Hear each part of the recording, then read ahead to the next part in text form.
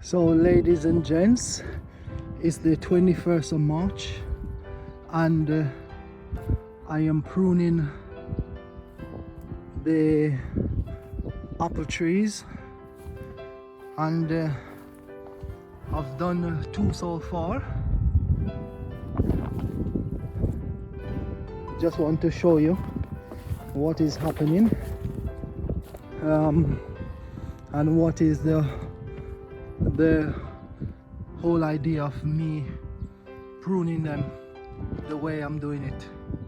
So as you can see, basically I've taken off quite a bit, and the idea is similar to the grape, however different in some ways, but the idea is similar. What we don't want is for the tree to spend all its energy producing leaves. So all what you see here on the ground, majority I would have cut off. Yeah, all these will produce leaves of the leaves.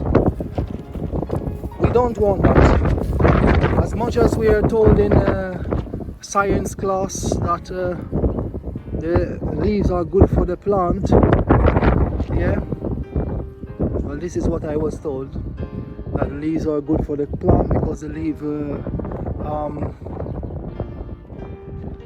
collect the energy from the sun, produce it, turn it into chlorophyll, and the plants eat that energy.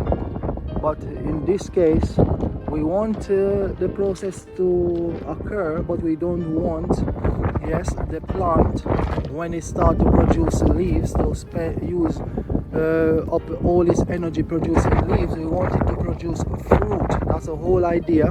So I've taken off, as you can see, I've taken off a lot of the branches. As you can see, they have taken off most of the branches, and very important, step up a bit so that you can see properly what I'm talking about. In the middle of the tree, in here, in this area, from here all the way around, yeah, is the middle of the tree. And the idea is you want to keep in there as open as possible so that the wind and the sunlight can come in, yes. And this prevents the tree from developing disease. It prevents the tree, and it prevents the fruit from developing disease. So you keep in there clear as a preventative measure the tree, just like how we need to breathe. Yeah, if we wear too tight the clothes too tightly, we feel uncomfortable. If the tree is too clustered and too crowded with leaves and branches, then it doesn't develop as well as it should. And this is the whole idea. You see, with this one as well, in the center, we clear out all the branches that is growing inwards to the center. So we clear out all the branches that is growing inwards to the center to make it clear and airy. Let me show you one that I haven't done yet so that you can see the difference. Look at this one. I've pruned this last year and look how much branches is already grown on it. And believe me, you can see the places where I've pruned. You can see where I've pruned, and even in the center you can see the old cuts that I've made from last year. See, they are old cuts that I've made from last year, and already you have branches going off in all direction. So the idea here, yes, all these branches that you see in the middle, they're going to be taken out. All these ones that are growing inwards, they will be taken out so that the tree can have enough room to breathe. And the branches that is low, too low towards the ground, yeah, again, these are just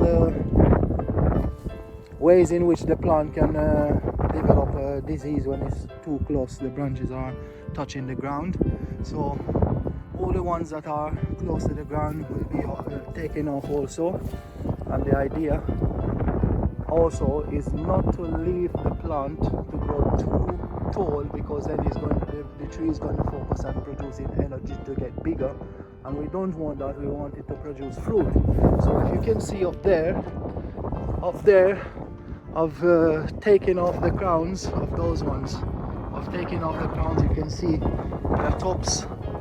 the tops over there, they have been taken off there, and over here and over there, and it's the same. The ones that were growing up towards the sky, they have been taken off also. And this is the same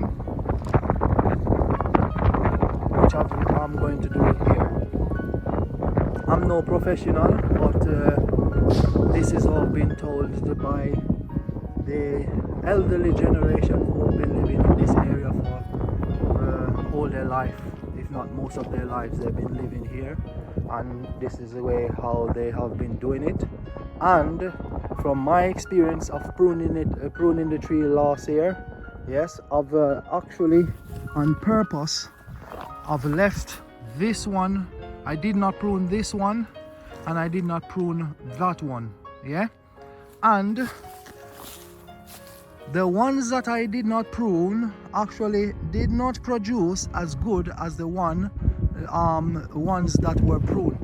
So the apples were far better on the ones that weren't pruned, than on the ones that were pruned than on the ones that weren't pruned. So there is something for you to think about. So now I will prune all of them. By the grace of God, I will prune all of them this year and see how it goes from there.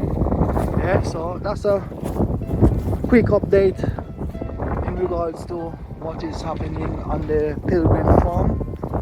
We're in February now, coming to the end of February, and we have sown some seeds, we have planted onions, and let me just give you a quick look around in there. This garlic is what we planted, yeah, in October, November. I forgot the exact date now, but it was in October or November we planted these, and as you see, they have survived so far. Yeah, we were covered in snow. You've seen the video where we're covered in snow, and still there they are. We planted some fresh onions here, and there we have the onions there, and you can see there's lots of onions coming up here, yeah, and these beds were covered with snow, yeah.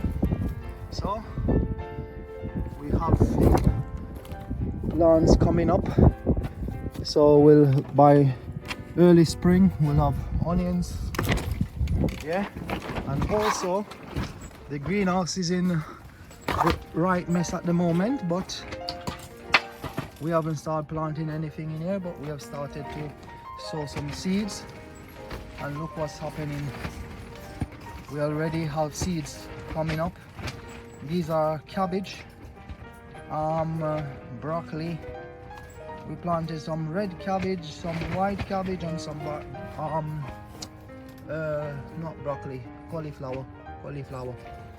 Yeah, so, and I've taken some cuttings from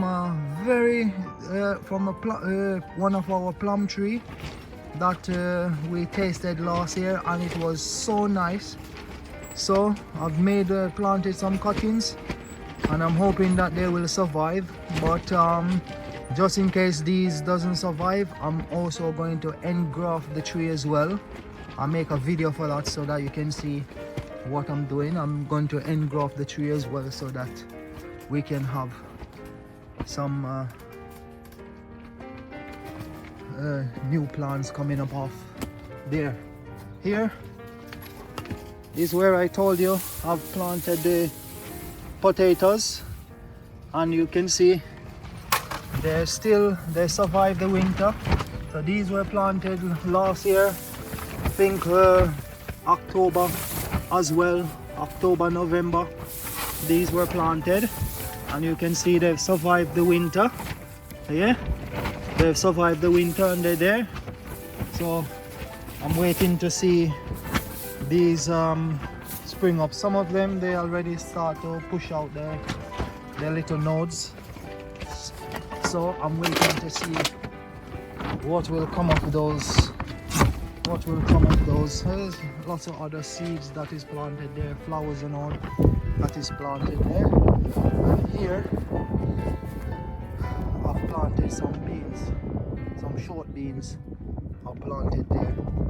I don't know the name of the variety, but all I know is the short beans. Hopefully when I find out the name, I will let you know, or maybe you'll be able to identify them when they come up. So that's what's happening so far. I'm spending most of this time now doing some clearing up, you know, preparing the land for planting, and getting ready to work on projects that I didn't get to do last year. Getting ready to work on those like now. But in the meantime, after I free up the middle of the tree, after I cut out the middle so that the tree can breathe properly, the air, so a lot of fresh air and sunlight coming in the middle. And basically all I'm going to do after that is just get the pruning scissors and just clip the ends, you know, like clip these ends, clip them off, you know, just make the toes one short, and any one that where there is too many of them, like up there, there's far too many in there, so I'm gonna take some of it out with the pruning scissors. So that's it, basically.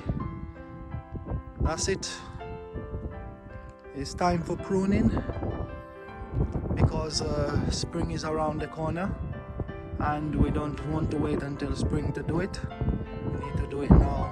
And after, we're going to spray the tree with I'm going to spray the tree with copper sulfate. It's a blue liquid that we put on the tree to treat it, help again help prevent disease, and it's a kind of repellent for the insects.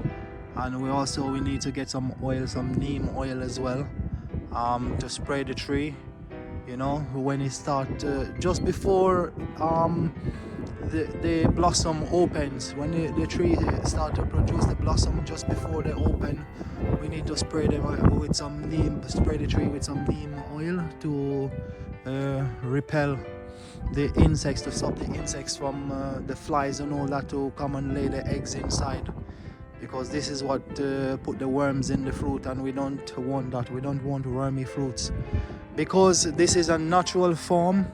We have to find natural ways, yes, of treating the plants, natural ways of treating the plants. We have decided from the very beginning that we're not going to use any chemical, because you know, chemical are not only harmful to insects, they are harmful to human beings as well.